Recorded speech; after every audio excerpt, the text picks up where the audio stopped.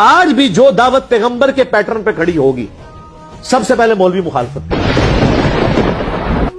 دنیا کے کسی مذہب کا ماننے والا مولوی، چاہے ہندوؤں کا ہو پنڈت، چاہے وہ جیوز اور کرسچنز کے پادری ہو، چاہے سکھوں کے گرو ہوں، کبھی یہ نہیں کہیں گے کہ ہماری کتابیں ڈائریکٹ نہ پڑھنا گمراہ ہو جاؤ گے.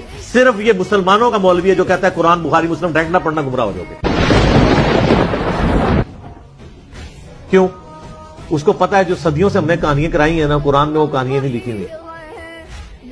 سب کانٹیننٹ میں صوفیاء کو داخل ہوئے 1000 سال سے زیادہ گزر چکا ہے، کسی صوفی نے قرآن کا ترجمہ نہیں کیا. ایک شاہ ولی اللہ نے کیا، وہ بھی گمراہ ہو گئے. پہلے وہ بابوں کے اور قبروں کے ماننے والے تھے، قرآن کا ترجمہ کیا تو وہ دوسری طرف لگ گئے. اسی لیے میرے بزرگوں نے رسک نہیں لیا ترجمہ کرنے کا. بخاری مسلم کا ترجمہ نہیں کیا.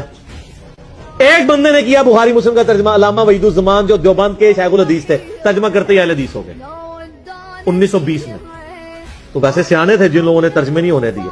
جب علماء ترجمے کر کے گمراہ ہو جائیں تو عوام تو ویسے ہی پڑھ کے ہوگی، یعنی انورٹڈ کاموں میں گمراہ.